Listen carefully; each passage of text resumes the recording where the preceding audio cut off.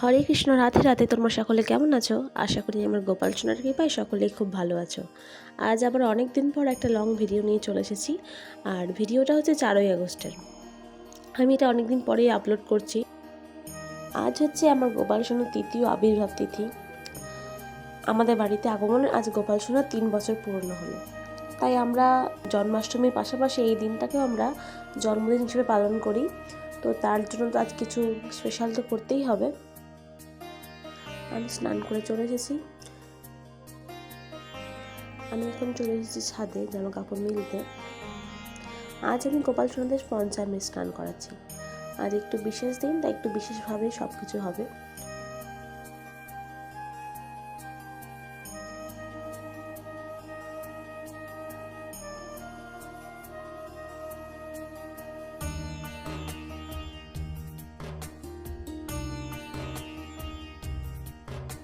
ওদের সুন্দরভাবে সাজিয়ে দিচ্ছি। যে এই ড্রেসটা নতুন আমি কিনেছিলাম গোপাল সোনার জন্য।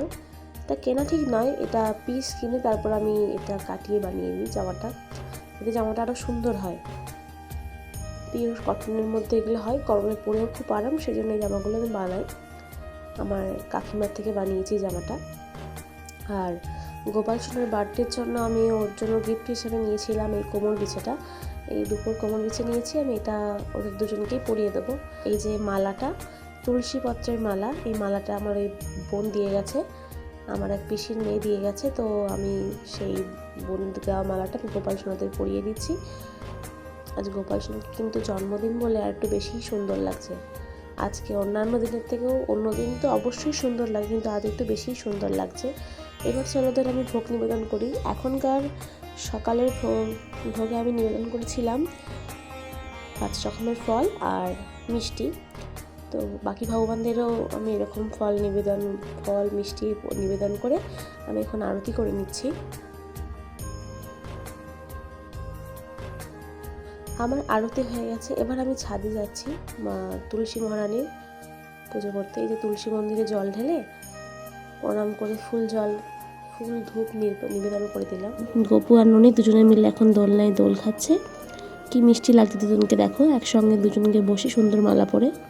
মা অলরেডি ভোগ তৈরিতে লেগে পড়েছে। দেখো এখানে চারিদিকে সব ভোগের জোগাড় চলছে। দেখো এর মধ্যেই আজকে আমাদের বাড়িতে চলে এসছে গোমাতা, তাই ওকে একটু আদর করছিলাম। আমাদের গোপালের তো সব থেকে প্রিয়, তার নাম অনুসারে তার নাম গোপাল। তো আমার তো খুবই ভালো লাগে ওদের, আর আজকে এসেছে বলে আমার মনটা খুবই খুশি। আর এই গোমাতা আমাদের বাড়িতে প্রায়ই আসে, আর আমি যা থাকে সামনে তাই ওদের দিই খাওয়ার জন্য। ভোগ এখন রেডি হয়ে গেছে। আর আজ যেহেতু শ্রাবণ মাসের সোমবার পড়েছে, তাই আমাদের বাড়িতে আজকে অন্ন হয় না। তাই আজকে ভোগের মধ্যে ছিল লুচি হয়েছিল, আর বিভিন্ন সবজি, মিষ্টি, আরও যা যা হয় অনেক কিছু, ভাজাভুজি অনেক কিছু হয়েছিল। আর তারপরে সব কিছু আমি নিবেদন করে দিয়েছি। তারপরে আমরা বাইরে গিয়ে ভোগ আরতি গাইতে গেছিলাম। বাইরে আমরা দরজা বন্ধ করে দিয়ে ভোগ আরতি গেয়ে নিয়ে এরপরে সেই ভোগ আরতির ভিডিও হয়তো আমি করিনি, কারণ আমরা সবাই মিলে যেহেতু গাইছিলাম, ভিডিওকেই বা করবে, সেই জন্য আর ভিডিও করা হয়নি।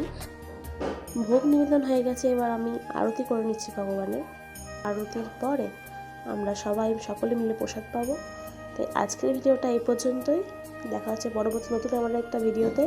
তোমরা সকলে ভালো থেকো। রাধে রাধে।